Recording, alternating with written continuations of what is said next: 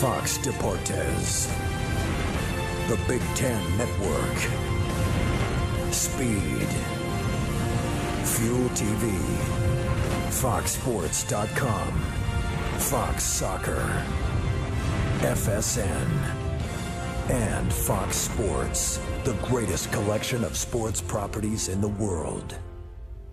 We are Fox Sports!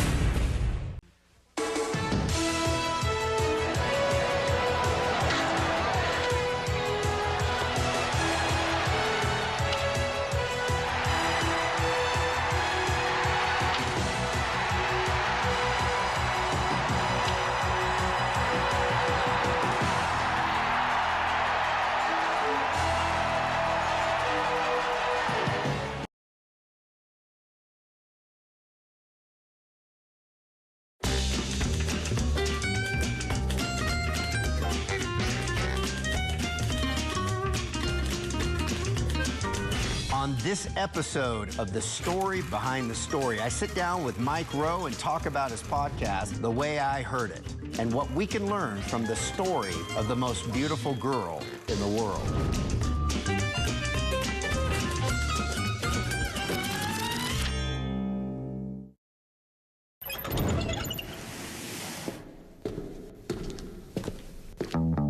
Here's Mike with the $25 million kiss.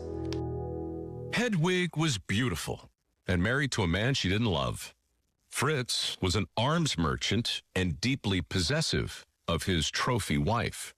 Consequently, Hedwig was a fly on the wall at more than a few interesting dinner parties.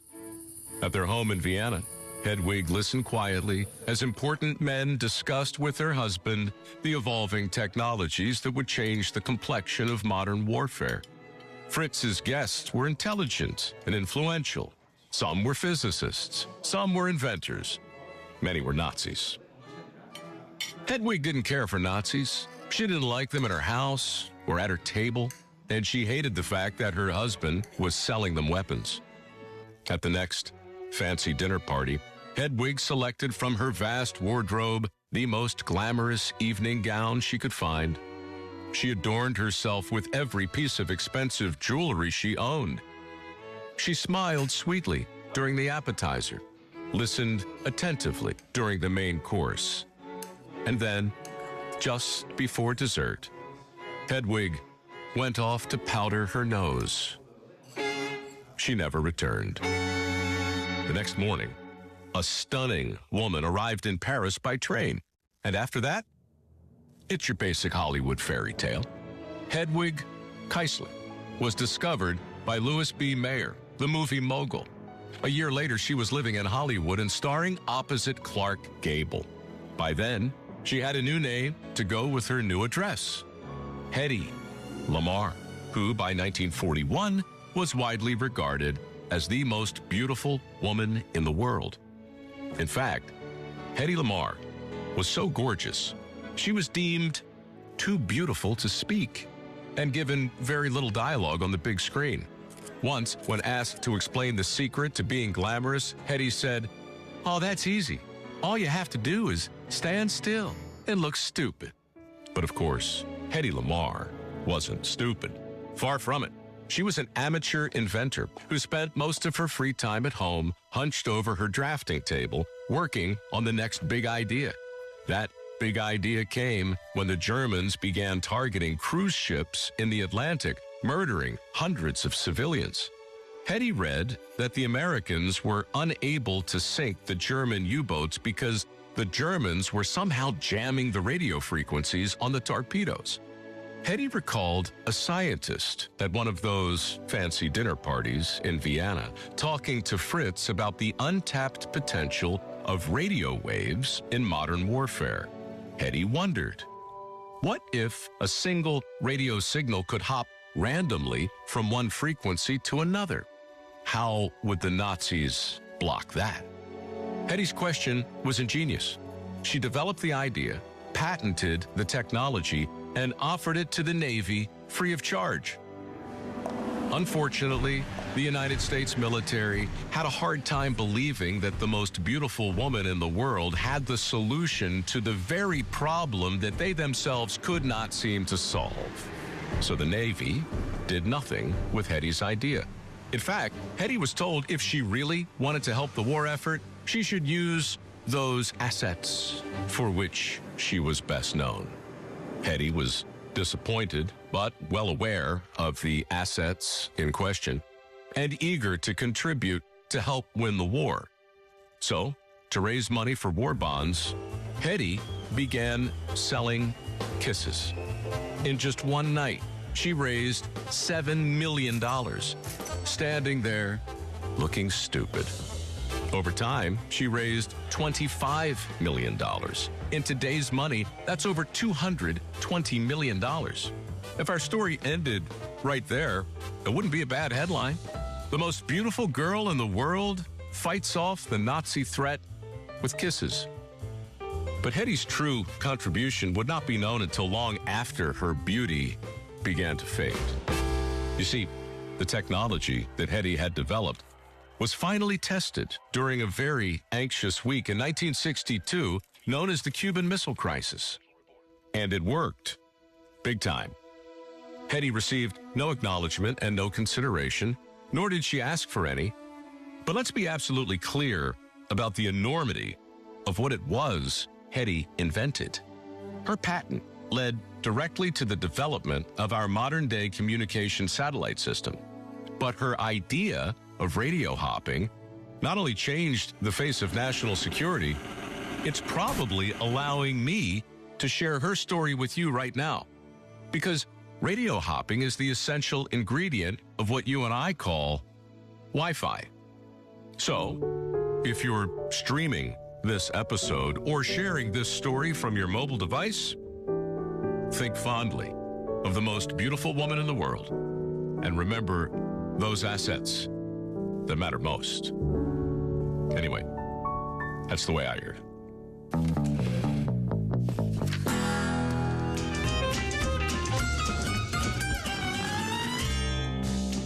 I'm almost afraid to ask you, what assets are you talking about, Mike? I prefer to let the listener and the viewer decide for themselves. The story that we're telling today is unique in a couple of senses. First of all, this is us sitting here talking about the way you heard it. And we just happen to have started with episode number 1. 170, almost 200 episodes later, you picked this story first. You tell this story from, again, the most unique angle maybe ever. And so what got into you to start with this story? Well, it checks almost every box that it matters to me with this project. Again, I'm not sure I want to know every box. I think you do. You need to check. Oh, I think you do. I knew I wanted to write a story about Hetty Lamar. I was fascinated by the most beautiful woman in the world. When I grew up, I remember my grandfather and my dad referring to this person. And I thought I knew what I wanted to write. You know, I knew she was smart. I knew she was misunderstood. But when I realized she invented the technology that led to Wi-Fi, I was intrigued. So that's why it's the first story in the collection. The reason it's one of my favorites is because you get to decide which asset matters most. Here's a beautiful woman who raises, you know, the modern day equivalent of hundreds of millions of dollars to fight the Nazis and creates a technology that would have gone a long way in changing the course of the war in the North Atlantic. The powers that be didn't want that. They kept her in her box, her most beautiful girl in the world box. That's all they could see when they looked at her. And so what did she do? Did it make her bitter in that moment? You know, a lot of people would have taken their marbles and gone home. Fine, Navy. Who needs you? Heck with you. But she said, you know, okay, whatever I can do to help. And she raises millions of dollars. Later, that would change. You know, as time goes on, she took a different view of the events of the day. But again, that's what always happens in these stories. Time doesn't much care about your hopes and dreams. Saved by the Bell will return after these commercial messages. It's Julianne Huff with big news from Proactive. If you're ready to get rid of blemishes and breakouts once and for all, then get set for Proactive Solution. From Proactive, America's #1 acne system, it's another record-breaking year for our faster, gentler Proactive solution. So if you have problem breakouts and want fast relief, try Proactive. With today's order, you'll receive our best-selling refining mask, and as an added bonus, your shipping is free.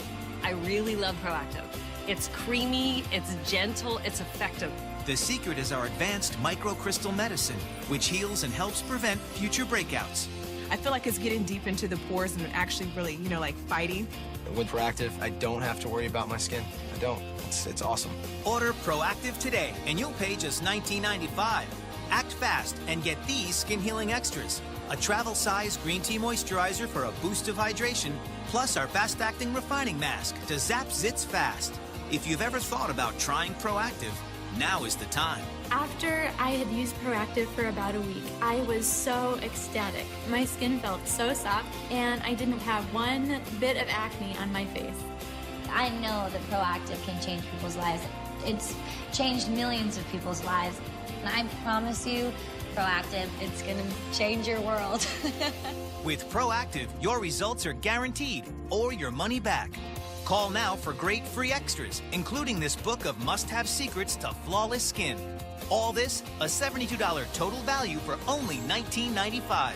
Plus today, your shipping is free. Having clear, flawless skin just got easier with Proactive. Your skin is gonna love Proactive. So order now. Call 1-800-813-1193. That's 1-800-813-1193. Clear skin is sexy skin. Get it with Proactive. We now return to Saved by the Bell. Hedy Lamarr is quoted as saying, "My beauty was basically my biggest curse." Mm-hmm. Okay. Later in life. Yeah, later in life. As you kind of look even at some of the scripture that applies to this, do not neglect the gift you have. So her gift, again, I guess the viewer gets to choose. Yep. But obviously we're talking about the technology that led to one of the, biggest inventions in the world. And your gift points to your purpose. So then if you move over into Acts, the connection here is kind of interesting. Now when David had served God's purpose in his own generation, he fell asleep. I think that's the biblical way of saying he's gone now, he's dead. Right. And if you kind of apply that, this is almost a tragedy, Oh, sure. Talk about that for a second. Well, all stories are tragedies. Comedies are tragedies. Falling down the steps. It was very funny, unless you're the one falling, right? Yeah. Then it's a tragedy.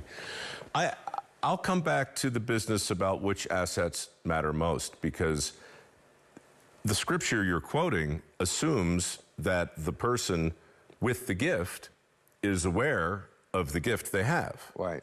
And we're also assuming that this thing we're calling a gift is something that we can agree universally is a good thing, right?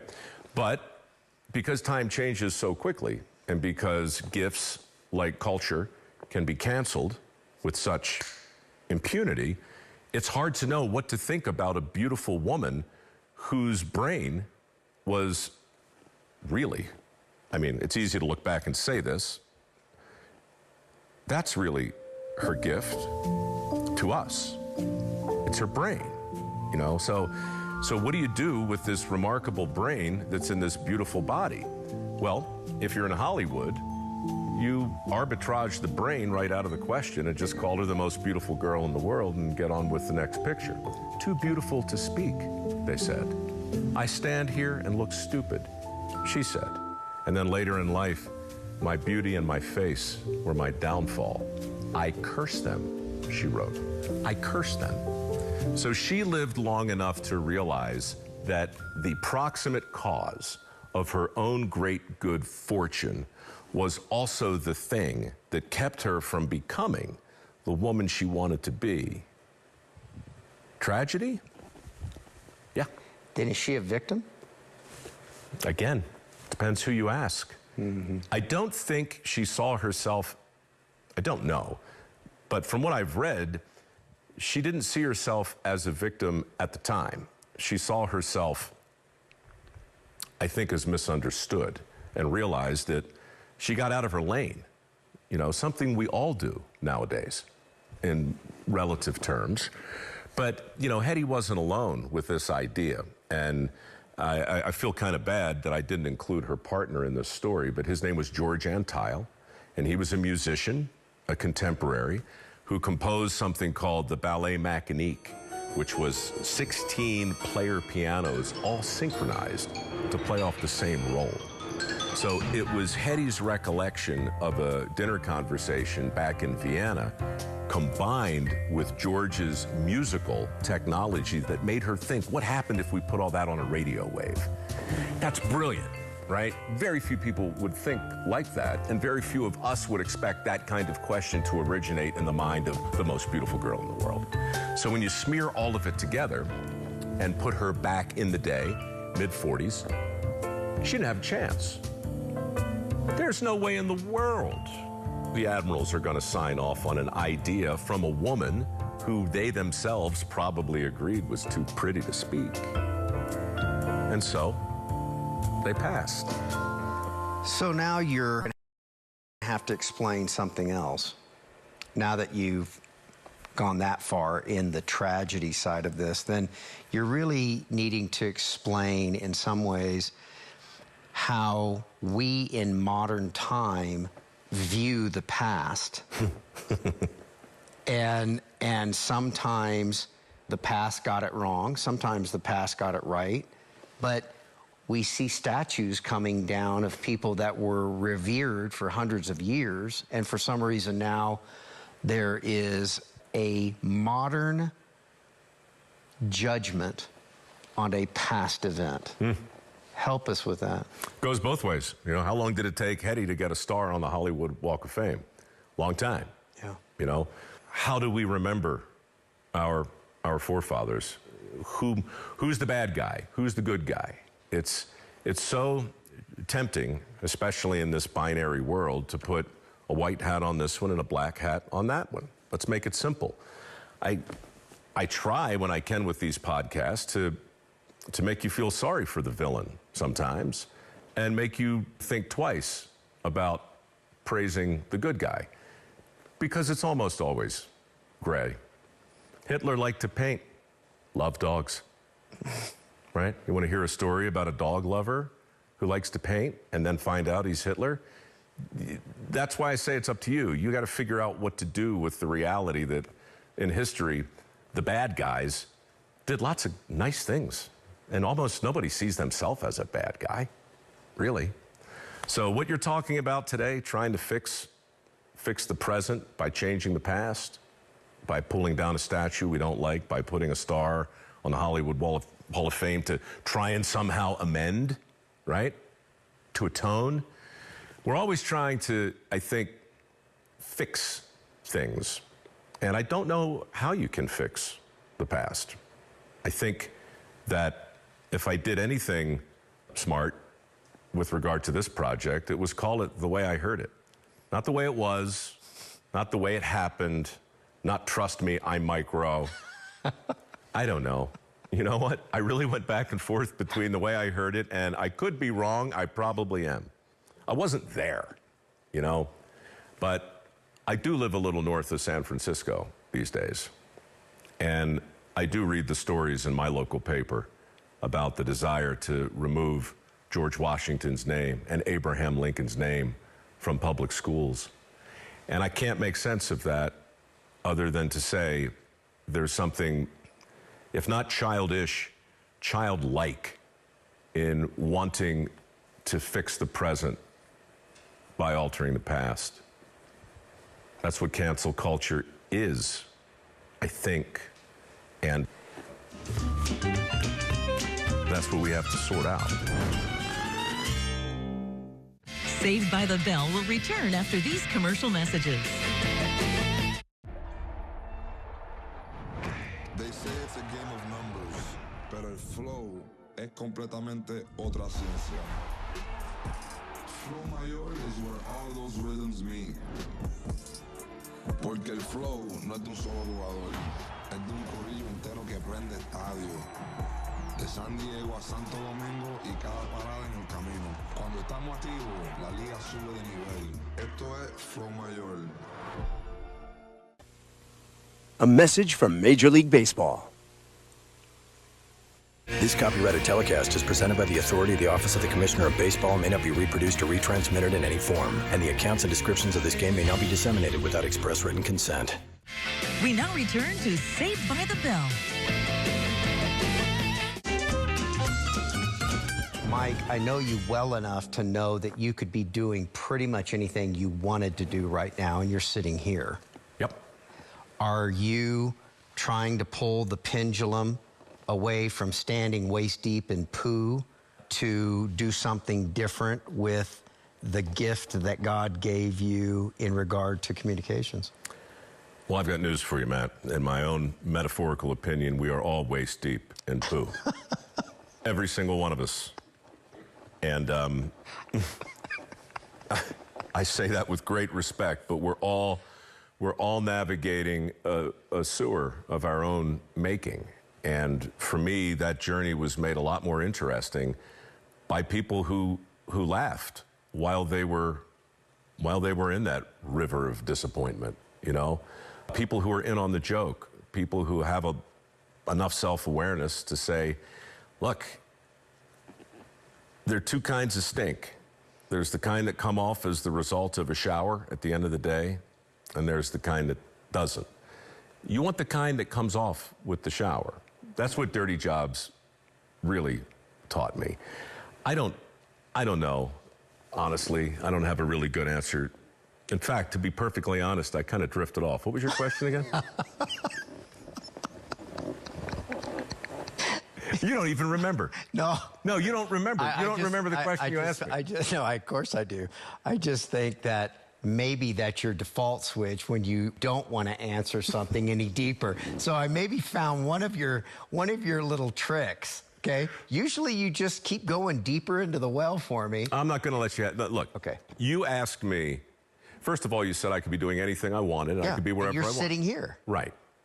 And are you, in essence, pulling the pendulum from the waist-deep moments in a sewer and wanting to show a different side of who you are? Yeah. Honestly, that's a really fair question, and I was being obtuse and glib. The answer is yes. I don't want to be defined by one episode of one show that somebody saw.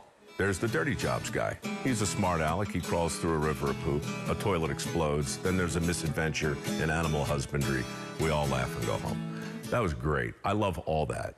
But if I can't explain in some way why that mattered to me or why I took the time to do that show, then the assumption has to be I did it because I wanted to be on the TV, or because I wanted to be famous, or because I wanted to make a bunch of money.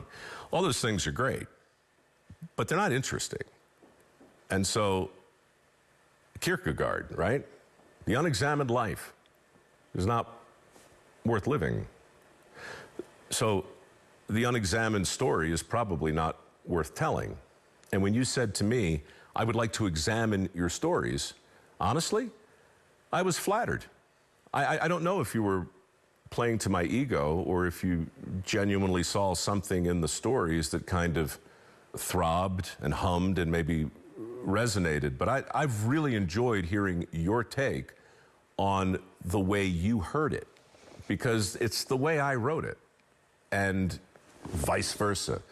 So maybe what I'm really hoping is that back to humility, you know, don't judge me too hard if I got a date wrong or a fact wrong. I wasn't writing the stories to accomplish those things. I was just trying to indulge my own curiosity and scratch what itched. I think 1 Timothy 4:14 applies to you perfectly. Do not neglect the gift you have. You have a gift of communication. It shows purely and genuinely. And for that, I thank you, sir, for being with us on this episode. Of the way we talked about, the way you heard it. Or whatever you want to call it. Can I leave you with a quick proverb? Please. A beautiful woman without discretion or modesty is like a fine gold ring found in the snout of a pig. Now, Matt, I made that up. But for a minute there, you were thinking, I should check. There might be something to that. No? It's in the Bible. Is it really? Yeah. Is it really? I always thought I got one right? Yeah. How appropriate that during a story about the most beautiful woman in the world, I hit you with a proverb that resonates. This is a big day for me. Big day.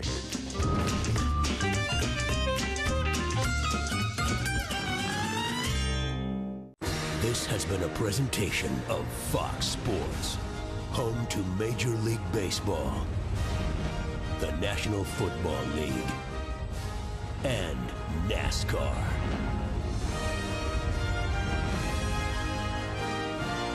3, 2, 1, see ya.